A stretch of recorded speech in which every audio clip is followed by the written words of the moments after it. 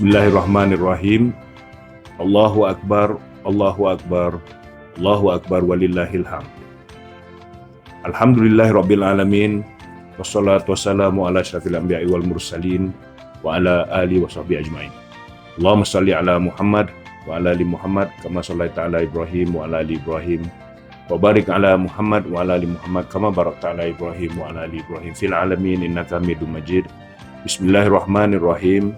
Bismillahirrahmanirrahim. Bismillahirrahmanirrahim. Bismillahirrahmanirrahim. Bismillahilladzi la yadurru ma'asmihi syai'un fil ardi wa la fis sama'i wa huwas samiul alim. Assalamualaikum warahmatullahi wabarakatuh.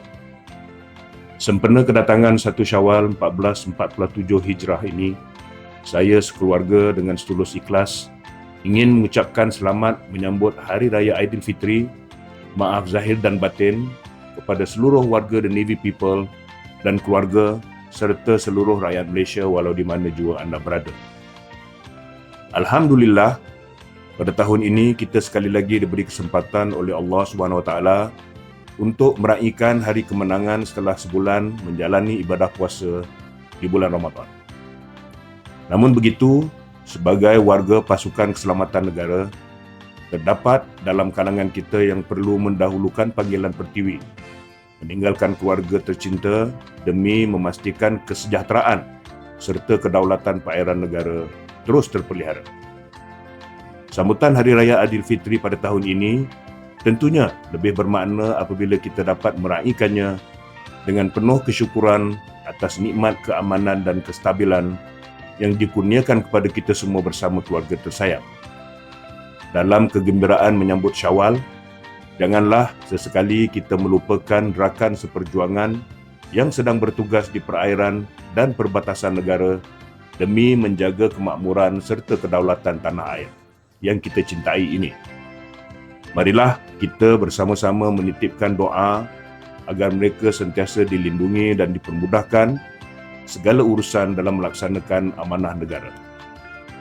Sesungguhnya, pelbagai cabaran mendatang yang menuntut kita untuk sentiasa bersiap siaga agar kesejahteraan negara terus terjamin. Perjuangan dan pengorbanan tuan-tuan dan puan-puan bukan sahaja demi negara tercinta, bahkan demi masa depan keluarga serta kesejahteraan seluruh rakyat Malaysia. Kepada warga The Navy People yang sedang bertugas mempertahankan perairan negara serta mereka yang sedang menggalas tanggungjawab dalam misi antarabangsa, laksanakanlah amanah murni ini dengan penuh dedikasi, profesionalisme dan keikhlasan selaras dengan nilai serta kecemerlangan tentera laut di Raja Malaysia.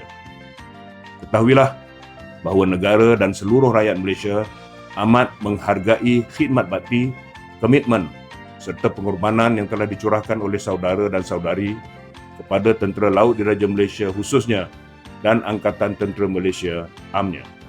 Semoga segala pengorbanan ikhlas ini menjadi amal ibadah dan dikurniakan ganjaran yang berlipat kali ganda oleh Allah SWT, insya-Allah.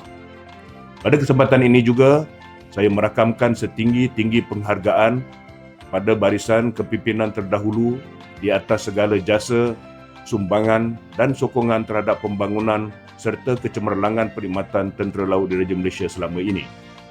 Legasi kepimpinan yang telah dibina ini akan terus diperkukuhkan menjadi asas kepada kebangkitan tentera laut di Raja Malaysia sebagai sebuah kuasa maritim yang kredibel.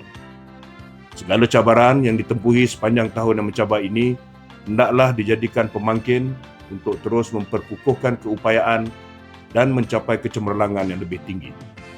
Akhir kata, sekali lagi saya mengucapkan selamat menyambut Hari Raya Aidilfitri kepada seluruh warga tentera laut di Raja Malaysia dan rakyat Malaysia. Mudah-mudahan Aidilfitri ini membawa kegembiraan, keberkatan dan keceriaan yang berpanjangan kepada kita semua, insya-Allah. Selamat Hari Raya Aidilfitri, maaf zahir dan batin, sedia berkorban. Wabillahi taufiq wal hidayah. Wassalamualaikum warahmatullahi wabarakatuh.